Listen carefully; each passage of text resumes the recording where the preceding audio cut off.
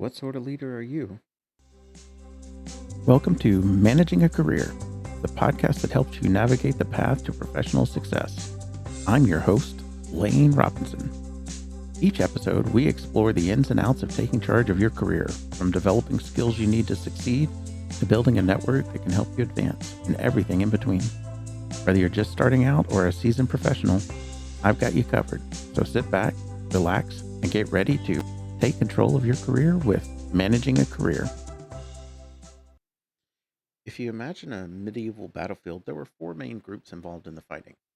First, there were the melee fighters, who were the front lines, right? These are the men carrying the swords and spears or whatever similar weapons they were carrying. Next were the cavalry. These are men mounted on horse and, in the later stages, probably riding in chariots and the like. The next group fought with ranged weapons, whether it was bows and crossbows or, eventually they turned towards siege engines such as catapults and trebuchet. The final group were the lords and generals and other nobility who were observing and commanding from an elevated position. Each group needed a different form of leadership, and I believe there are parallels in today's modern businesses. The infantry and melee fighters were led from the front.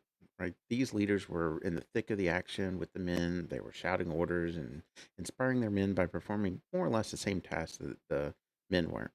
This style of leadership works really well for short bursts, such as times of crisis, or when the team is inexperienced or just forming.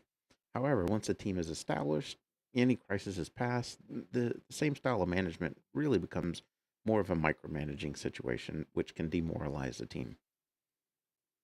The leaders of the cavalry, they led more from a side position. They were not leading the charge, but they were still there with their men. From that position, they could adapt quickly and adjust tactics as opportunities presented themselves. In the business world, this is a style that works well in an industry where there's constant change. And it can also be useful for a leader who has grown through the ranks, right? They have first-hand knowledge of the work, but they're now in a position of management. When it came to ranged attacks, they were often led from behind. The leader was responsible for coordinating the attack, and from behind, they could see both the battlefield as well as those under their command. Unleashing a volley of arrows or coordinating the activities of a siege engine required timing to ensure that everything went off without a hitch. In the business world, this type of leader is one who trusts and empowers his team to act, but ensures that they are coordinated on the project goals. Managers who lead from behind amplify their team by seeing the big picture and remove the roadblocks so the team can progress. When people talk about good managers, they are often referring to people with this leadership style. The final group of leaders are the nobility in general, who lead from above. They're positioned where they can see the entire battlefield and dispatch orders to the various groups by way of messenger. Because of the time it takes for their orders to reach the various unit, that necessitates that those orders are more strategic in nature. They can't really react quickly and adapt to the changing conditions. In a business, the directors and executives fill this role. If a direct manager takes this approach, the standoff nature can lead to the team feeling lost and undirected. Each style of leadership, from the front, from beside, from behind, and from above, all have their place in the corporate world. The key is understanding when each style applies and being able to transition between them as the situation calls for. If you've been enjoying this podcast, I would appreciate it if you shared it with a friend or coworker. ManagingACareer.com has links to several major podcast apps and directories, or you can search for it by name in the podcast app of your choice.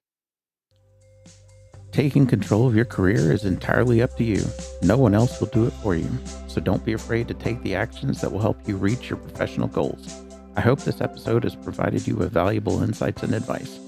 If you want to stay up to date with the podcast, be sure to subscribe in your podcast player of choice and visit managingacareer.com to submit show topics and link to our community.